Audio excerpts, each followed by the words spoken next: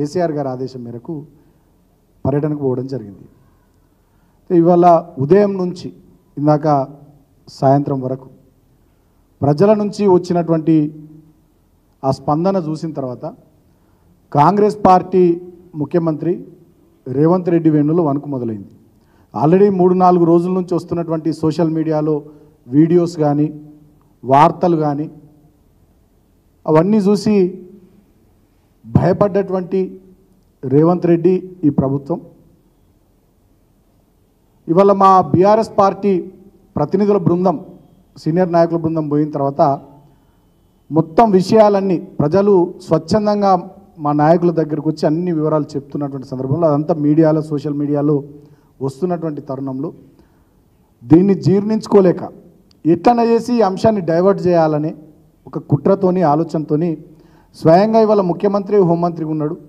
ఆయన పరిధిలోనే రాష్ట్ర పోలీసు శాఖ ఉంది. పోలీసుల సాక్షిగా ఇవాళ మా మాజీ మంత్రులు అదేవిధంగా మా సీనియర్ నాయకులు మా ఎమ్మెల్యేలు ఎమ్మెల్సీల బృందంపై కర్రలు రాళ్లతోని ఖమ్మం పట్టణంలో దాడి చేయడం జరిగింది. కాంగ్రెస్ పార్టీ వాళ్ళు పోలీసులు ఉన్నారు, కాంగ్రెస్ పార్టీ వాళ్ళు దాడి చేశారు. ఇవాళ మేము అడుగుతూ ఉన్నాం, మరి తెలంగాణ ప్రజలారా, ఒక ప్రధాన ప్రతిపక్షంగా మీకు కష్టం వచ్చినప్పుడు, మీకు ఇబ్బంది వచ్చినప్పుడు, మీరు ఆపదలో ఉన్నప్పుడు మీకు గుండె నిండా ధైర్యం ఇవ్వడానికి, మాకు తోచినంత సహాయం మీకు చేయడానికి మేమున్నామని చెప్పి మిమ్మల్ని ఓదార్చడానికి మేము మీ దగ్గరికి రావడం తప్ప? మరి ఈ రాష్ట్రంలో ప్రజాస్వామ్యం ఉందా? ఈ రాష్ట్రంలో నిజంగా ప్రజాస్వామ్యం పోయి మరి నియంతృత్వ పాలన ఏమన్నా వచ్చిందా?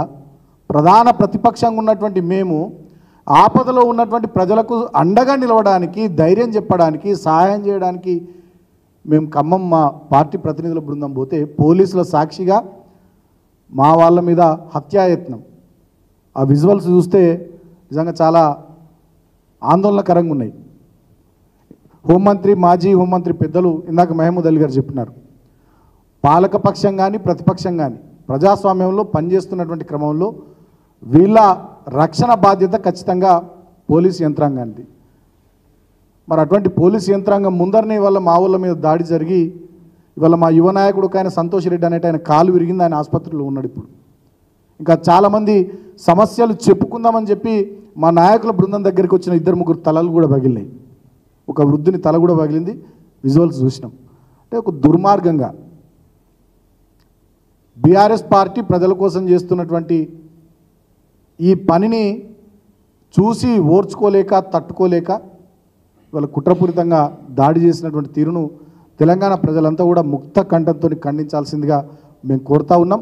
ఈ దాడికి బాధ్యులైనటువంటి వాళ్ళపై తక్షణమే చర్యలు తీసుకోవాల్సిందిగా డెఫినెట్గా మేము డిమాండ్ చేస్తూ ఉన్నాం. సరే, ఇటువంటి దాడులతో మరి మమ్మల్ని ఆపుతారా అంటే అది మీ తాత జేజమ్మ తరం కాదు రేవంత్ రెడ్డి, గుర్తుపెట్టుకో.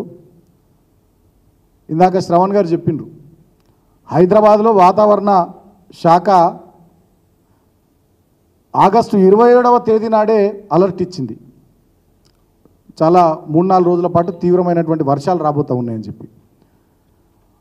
శనివారం నుంచి ఓ మోస్తారుగా, ఆదివారం నుంచి తీవ్రంగా వర్షాలు పడితే ముఖ్యమంత్రి కనీసం శనివారం నాడో ఆదివారం నాడో ఒక రివ్యూ పెట్టినటువంటి పాపన పోలే. మేము ఎటువంటి ముఖ్యమంత్రి, ఎక్కడున్నాడు ఈ ముఖ్యమంత్రి అని చెప్పి మేము తెలుసుకునే ప్రయత్నం చేస్తే మాకు తెలిసింది ఏంటంటే కుటుంబంతో సహా ఆదివారం నాడు సరిపోదా శనివారం అని సినిమా చూసిండట ముఖ్యమంత్రి ఆయన ఇంట్లో. అంత తిరిగున్నాడు. ఖమ్మంలో, వరంగల్లో, మహబూబాబాద్లో, సూర్యాపేటలో రాష్ట్ర వ్యాప్తంగా వర్షాల వల్ల ఇప్పటికీ సుమారు 30 మంది చనిపోయినారు.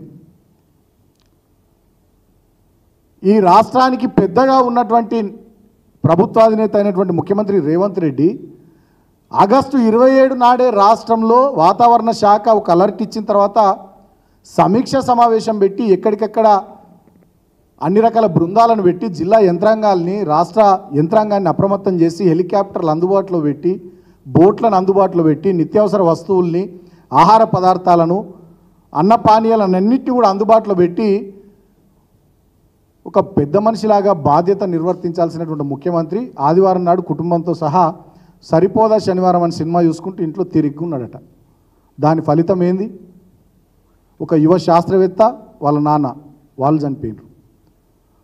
తర్వాత చాలామంది 6 గంటలు 7 గంటలు ప్రభుత్వ సహాయం కోసం అర్థిస్తూ ప్రభుత్వ సహాయం అందక వాగులలో కొట్టుకుని పోయినారు.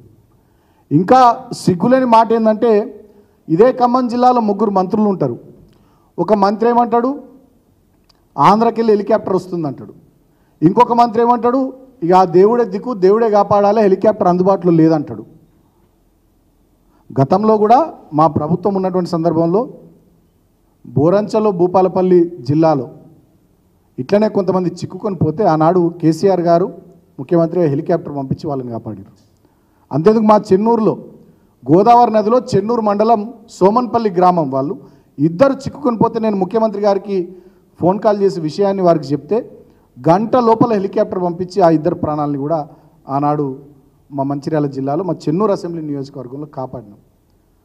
గతంలో మా ప్రభుత్వం ఉన్నప్పుడు వరదలు, వర్షాలు, విపత్తులు, ప్రకృతి వైపరీత్యాలు వస్తున్నాయంటే ముందుగానే ముఖ్యమంత్రి గారు సమీక్ష సమావేశం పెట్టి మొత్తం రాష్ట్ర వ్యాప్తంగా అధికార యంత్రాంగాన్ని అందరిని కూడా అలర్ట్ చేసేది.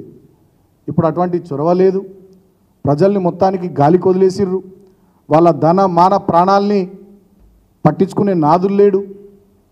నిన్న ఇంకా నిస్సిగ్గుగా ముఖ్యమంత్రి ఏం మాట్లాడతాడు, 16 మందే చనిపోయారు అని చెప్పి మళ్ళా అబద్ధాలు చెప్తాడు. 30 మందికి పైగా ఇప్పటివరకు ఈ రాష్ట్రంలో చనిపోవడం జరిగింది. వెంటనే వాళ్ళందరికీ గతంలో మీరు డిమాండ్ చేసినట్టుగానే 25 లక్షల రూపాయల చొప్పున వాళ్ళకు ఆర్థిక సహాయాన్ని ఆ కుటుంబాలకు అందించాల్సిందిగా బీఆర్ఎస్ పార్టీ డిమాండ్ చేస్తూ ఉంది.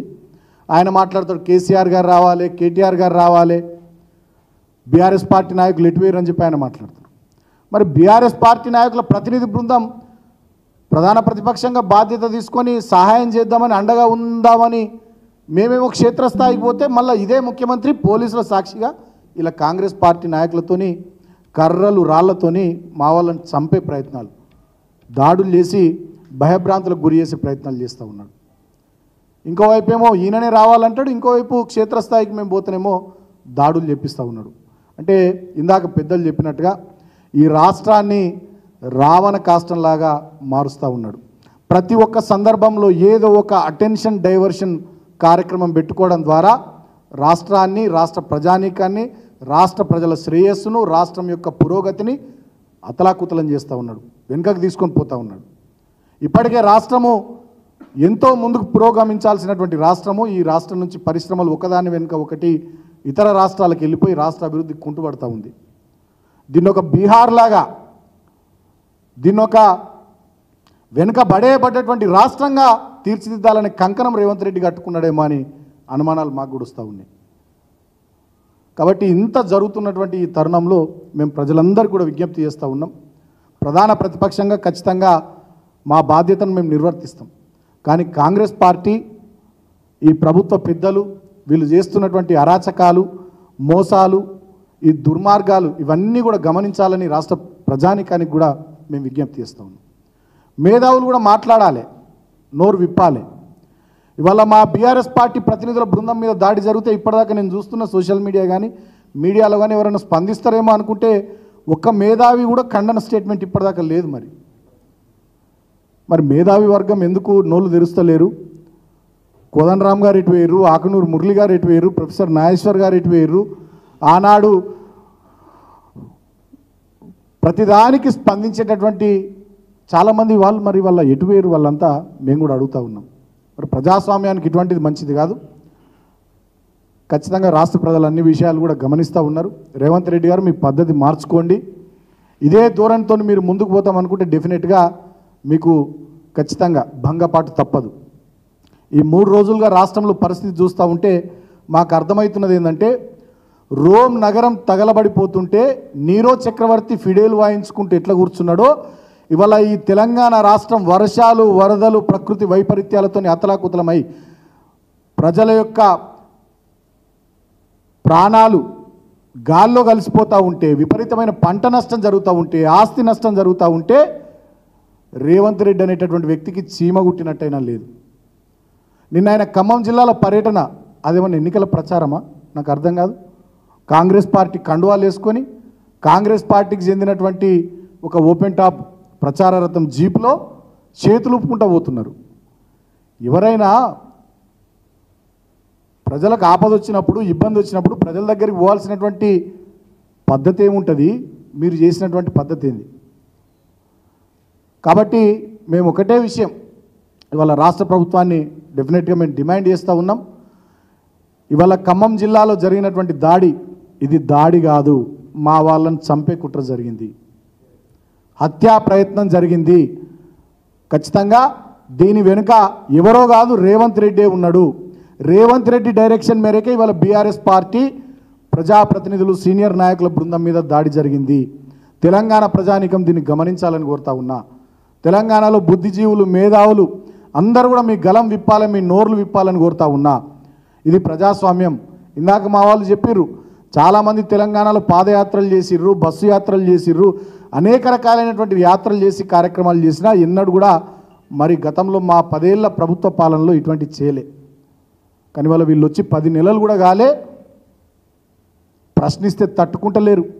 ప్రజల్లోకి పోతే వీళ్ళకి జీర్ణమైతలేదు. ప్రజలకు అండగా ఉండి ప్రజలకు సహాయం చేద్దామని చెప్పి ముందుకు సాగుతుంటే వీళ్ళ వెన్నులో వణుకు మొదలవుతూ ఉంది. ఇప్పటికైనా ఇటువంటి నియంతృత్వ పోకడలు విడనాడాలి.